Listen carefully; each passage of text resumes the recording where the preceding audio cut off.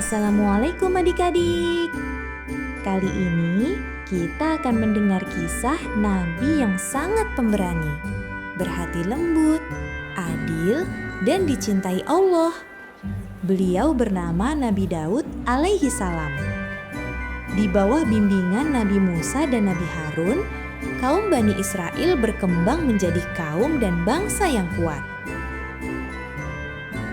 Namun, ketika Nabi Musa dan Nabi Harun telah wafat, kaum Bani Israel kembali menjadi zolim.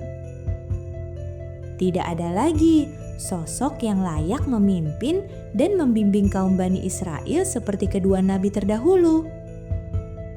Saat itu, ada suatu negeri yang dipimpin oleh raja yang kejam, membuat Bani Israel sempat hidup dalam ketakutan. Ia bertubuh sangat besar dan memiliki pasukan yang kuat. Kaum Bani Israel sering ditindas oleh Raja Jalut dan pasukannya. Dalam kondisi tertindas, kaum Bani Israel membutuhkan raja yang kuat untuk mengalahkan Raja Jalut yang kejam. Mereka bergegas meminta pendapat dari Nabi Sami'ul.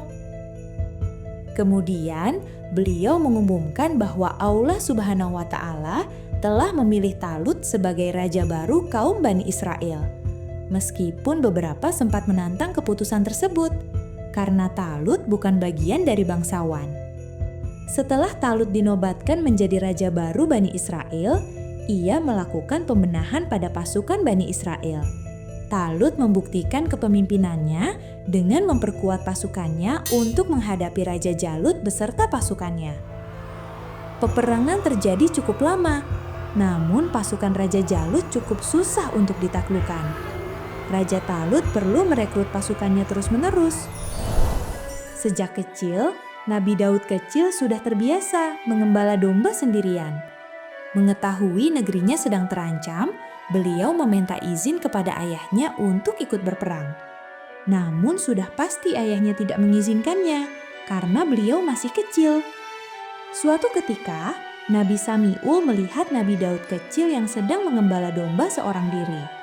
Beliau pun langsung memberitahu kepada Raja Talut. Nabi Sami'ul berkata kepada Raja Talut bahwa sesungguhnya beliau melihat kemampuan Nabi Daud kecil untuk mengalahkan Raja Jalut yang zalim. Raja Talut pun langsung mengajak Nabi Daud kecil untuk bergabung dengan pasukannya. Kehadiran Nabi Daud di tengah-tengah pasukan Raja Talut membuat heran. Karena tubuh yang kecil, sekaligus beliau berperang hanya menggunakan ketapel saja. Selain itu, bergabung dengan pasukan Raja Talut, beliau masih tergolong remaja. Dalam perjalanan, Raja Talut menguji pasukannya jika bertemu dengan air sungai agar minum secukupnya saja. Namun banyak yang tidak taat pada perintah beliau dan minum berlebihan. Mereka pun menjadi takut dan lemah, sehingga Raja Talut harus meninggalkan setengah pasukannya dan melanjutkan perjalanan ke medan perang. Di tengah-tengah sisa pasukan itu terdapat Nabi Daud kecil. Beliau mematuhi perintah raja dengan sangat baik. Masya Allah. Saat kedua pasukan berhadapan, banyak tentara Bani Israel merasa takut dan tidak sanggup menang ketika melihat Raja Jalut dan pasukannya yang bertubuh besar. Di tengah ketakutan itu, Nabi Daud maju ke depan. Meski masih remaja, hati beliau penuh keyakinan kepada Allah.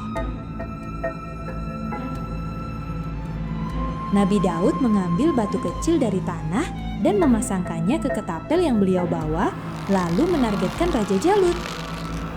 Atas izin Allah, batu kecil itu mengenai tepat ke kepala Raja Jalut. Raja yang zalim itu pun tumbang, dikalahkan oleh Nabi Daud kecil. Pasukan musuh lari ketakutan dan Bani Israel meraih kemenangannya. Pasukan Bani Israel pun berteriak gembira, bersyukur dan memuji Nabi Daud kecil atas keberaniannya yang begitu besar. Tidak ada yang menyangka anak kecil pengembala itulah yang mengalahkan Raja Jalut. Saat itulah Nabi Daud dihormati oleh kaumnya dan diangkat menjadi panglima perang. Nabi Daud terus bertumbuh menjadi prajurit yang luar biasa. Beliau terus amanah menjalankan tugasnya sebagai panglima perang. Selain itu, beliau juga meraih banyak kemenangan dalam peperangan. Raja Talut sangat bangga kepada Nabi Daud, sehingga ia menikahkan Nabi Daud dengan anak perempuannya.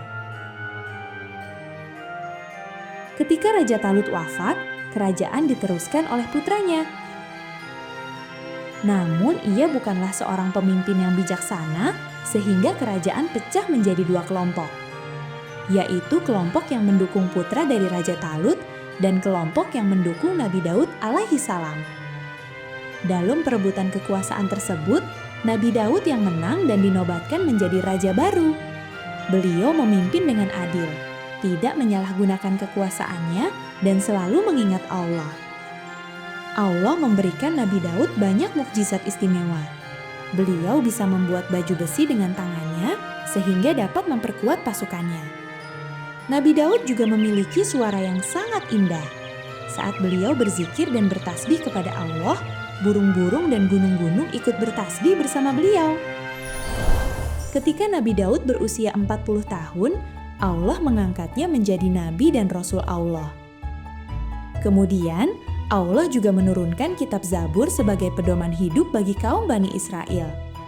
Kitab Zabur berisi pujian dan doa untuk mendekatkan diri kepada Allah, kisah terdahulu dan berita nabi-nabi yang akan datang, terutama berita tentang akhir zaman, yaitu Nabi Muhammad SAW. Bentuk rasa syukur Nabi Daud kepada Allah yang begitu tinggi, beliau mengajak anaknya Nabi Sulaiman untuk membangun masjid yang kini kita kenal dengan nama Masjidil Aqsa yang berada di Yerusalem, Palestina. Nabi Daud merupakan nabi yang amalan sholat dan puasanya sangat disukai Allah Subhanahu wa Ta'ala. Sehingga Rasulullah menganjurkan amalan Nabi Daud sebagai teladan bagi umat Islam. Adik-adik, dari kisah Nabi Daud, kita belajar bahwa Allah dapat mengangkat derajat siapapun yang pemberani, beriman, dan rendah hati. Meski memulai dari hal kecil, Allah bisa mengubahnya dan menjadikannya besar dan mulia. Semoga kita bisa meneladani akhlak Nabi Daud dalam kehidupan sehari-hari. Oke, terima kasih sudah menonton. Sampai jumpa di kisah Nabi berikutnya. Wassalamualaikum warahmatullahi wabarakatuh.